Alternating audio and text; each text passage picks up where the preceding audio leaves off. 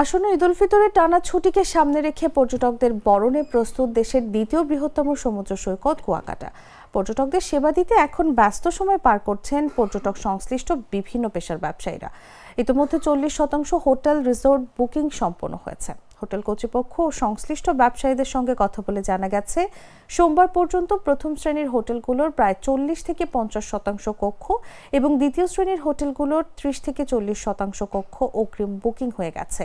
পর্যটকদের সার্বিক নিরাপত্তা, সর্বোচ্চ সুযোগ সুবিধা এবং নিরাপদ ভ্রমণ নিশ্চিত করতে কাজ করছে সংশ্লিষ্ট কর্তৃপক্ষ। পর্যটকদের বরণে হোটেল মোটেলগুলো রঙিন সাজে সেজে উঠেছে। সৌন্দর্য বর্ধন করা হয়েছে যাতায়াতের পথঘাট।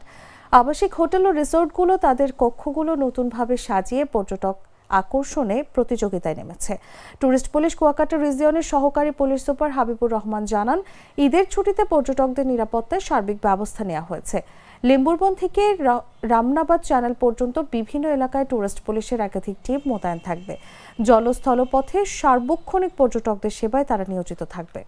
ঈদ এই রোজার মাসের জন্য আমাদের টোটাল সিজনটাই একদম মোটামুটি ভালোই যায়নি, যার জন্য এখন একটা নির্বাচিত হয়ে গেছে। নির্বাচিত সরকারের সাথে দেশে শান্তি বিরাজ করছে। আশা করা যায় ঈদ উল ফিতর উপলক্ষে খুব পর্যটকদের উপচে পড়া ভিড় হওয়ার সম্ভাবনা আছে। 7-8 দিনের ছুটিতে আমাদের কুয়াকাটার পর্যটন নগরীর হোটেল মোটেলগুলি মোটামুটি পর্যটক সেবা দেওয়ার জন্য প্রস্তুতি সম্পন্ন করে আছে। আশা করা যায় 7-8 দিনের যে ভালো ছুটি আছে সেই ছুটিতে পর্যটক কানায় কানায় ভরা থাকবে এবং পর্যটন সেবা নিশ্চিত হবে বলে আশা করা যায়। 19 তারিখ 20 তারিখ থেকে যারা চাঁদ রাত এখানে থেকে ঈদটা কুয়াকাটাতে উদযাপন করতে যাচ্ছেন, এরকমেরও কিছু বুকিং পাচ্ছি। কিন্তু 20 তারিখের পরে 21-22 থেকে আলহামদুলিল্লাহ বেশ ভালো বুকিং পাচ্ছি। অলমোস্ট 60 থেকে 70% বুকিং কাস্ট।